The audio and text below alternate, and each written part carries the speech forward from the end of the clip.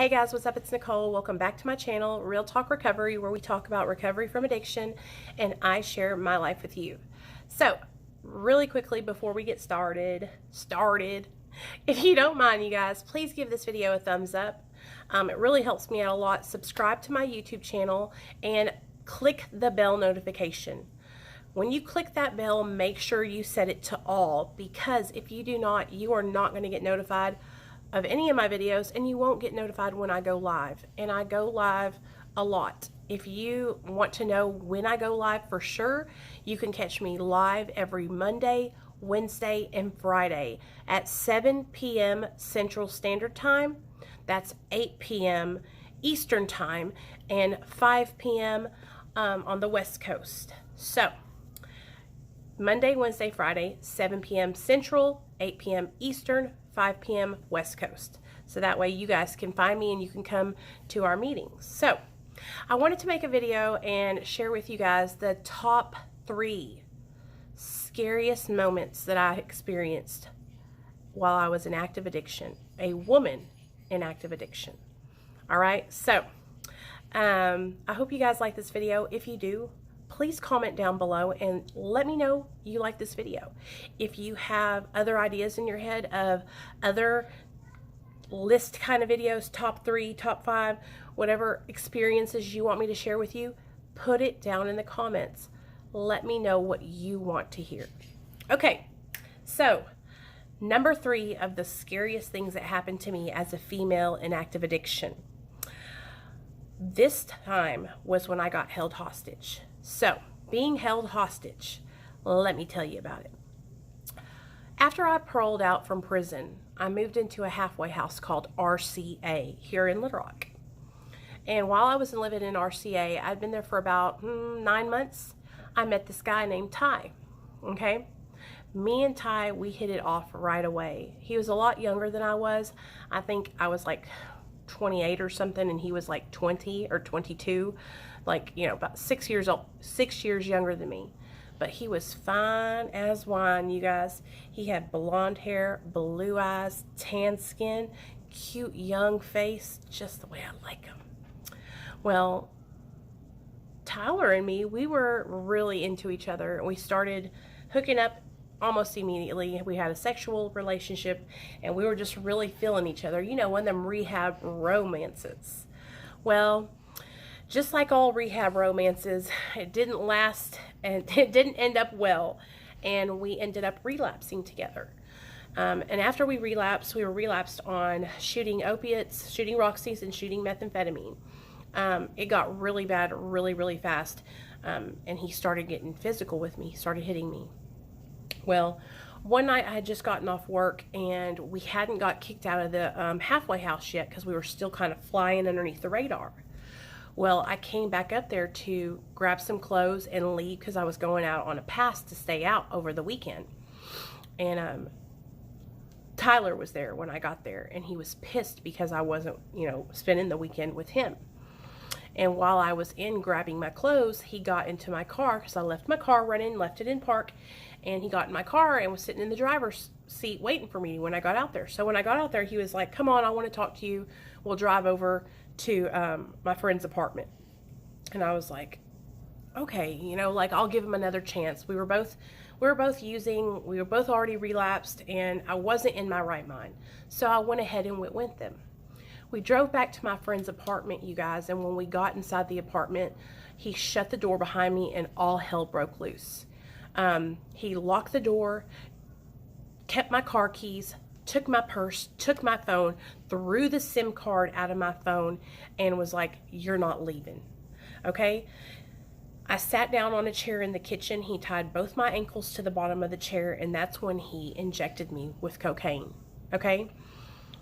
I thought I was going to die from the amount of cocaine he shot me up with. I thought I was going to have a heart attack. It was the scariest thing that's ever happened to me.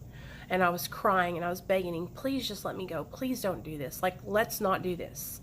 I had heard stories about girls getting held hostage by guys that were spun out on meth before because, well, you know, I'm from Arkansas and that's what happens. But it had never, ever happened to me.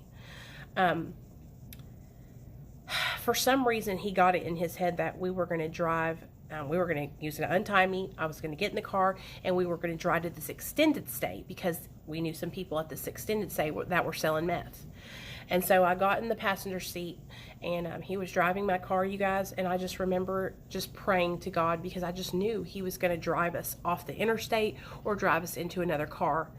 And we got to the extended stay. He got the dope that he wanted. We got back in the car, and that's when he went down the interstate driving like 90 to 100 miles an hour. He threw my purse out the window. He threw my phone out the window. He threw everything out the window except for me.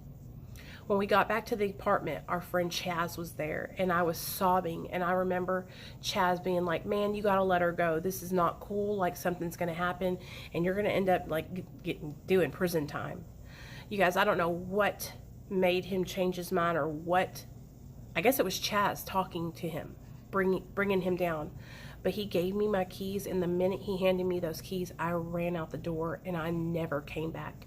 I drove back up to the treatment center, to the halfway house, and I was so high that I told everybody there I needed help. I needed help. So I was like, I need help. I've done too much. Something is happening to me. And they were like, you know, you're relapsed. You need to get off. You need to leave. You need to get off this property, right? That's what the residents were telling me. There was nobody there at night because it was at night. The only person was there was like the babysitter person that watches all of us. So I got in my car and I drove over across the street to IHOP. And that's where I overdosed, in the parking lot of IHOP. The last thing I remember is calling my friend Gerald and being like, I've done too much. And I woke up the next morning in St. Vincent's Hospital.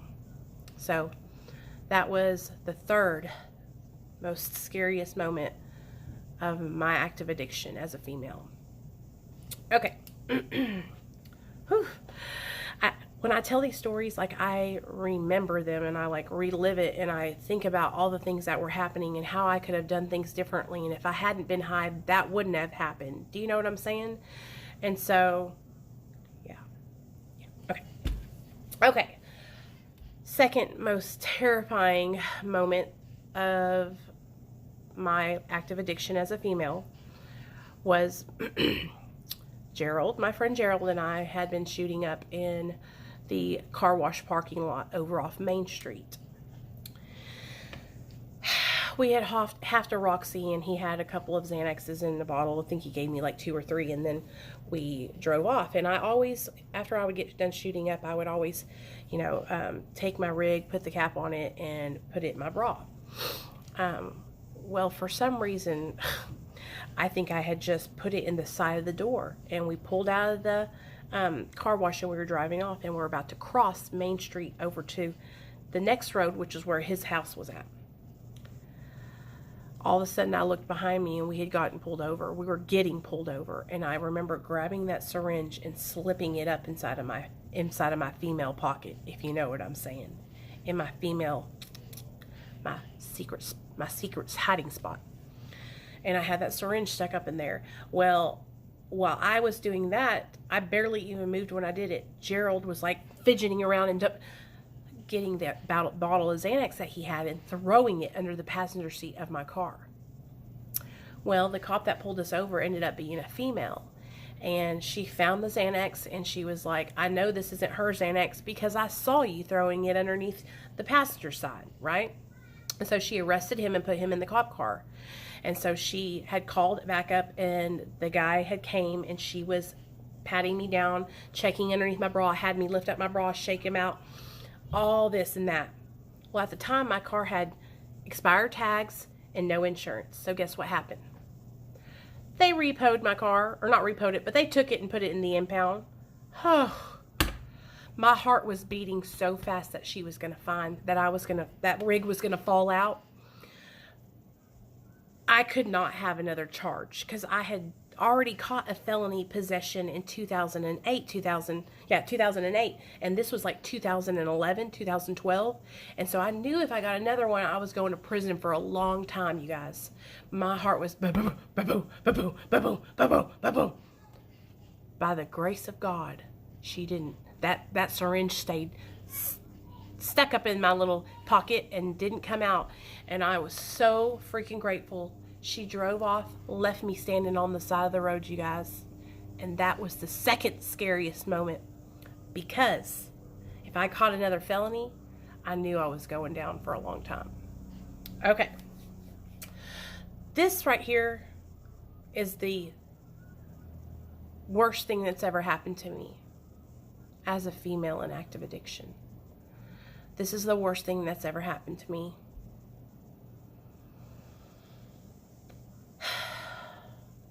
These two things are tied for the worst.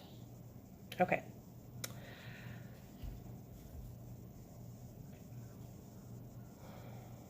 I used to work at Olive Garden, and I got off from work, and I told you guys a little bit of the story the other day. I was living with this guy named, we'll call him Shane. I was living with this guy named Shane and his roommate, Black. And Shane wasn't home, and I just got off work, and Black was there. And Black gave me a Xanax, and I was already high on other drugs, and we were watching TV and just chilling. And I was like, hey man, like, how was your day? I mean, I had a really good day at work, yada, yada, yada. And he was like, DeMayo, DeMayo, DeMayo. My day was great. And I was like, he never calls me by my last name. Y'all remember? And I was like, okay, well, I'm going to go get something to drink. So I went in the refrigerator to get something to drink. And when I was coming out, the whole freaking house turned pitch black. I'm talking, I couldn't see nothing. Couldn't see my hand in front of my face. Couldn't see to walk. And I was like, Black, what's up, man? Turn on the lights. And I went over to the wall to feel around to turn the light on. When I got to the light switch, I turned it, and nothing came on. That's when I heard him tell me, if you don't give it to me, I'm going to take it. And I started running as fast as I could without running into the walls through that house. I went up the stairs, I went into the bedroom, I went around the bed, and that's when I fell at the top of the stairs, and he grabbed me by my ankle, and he dragged me from the top of the stairs down all those stairs into the spare bedroom. And he told me, don't make this hard. Just do what I say to do. Just give it to me. I had never been raped before. All those stupid things I've done in my active addiction, all the compromising situations I put myself in, I had never, ever had anyone rape me. I remember crying and asking him, please no, please, just let me go. I won't come back. I'll never tell anybody. And he was like, no, give it to me or I'm going to take it. You can make this difficult or you can make it easy. I buried my face into the pillow as tears ran down my face, and I grabbed onto the pillow and I squeezed it as tight as I could. And I closed my eyes and I prayed, God, just make it stop. Just make it stop. And the moment that it stopped, I got up, pulled up my pants, and I ran out that front door. Ran. From that point forward, I blamed myself for that. I felt like it was my fault. For many, many years, I blamed myself.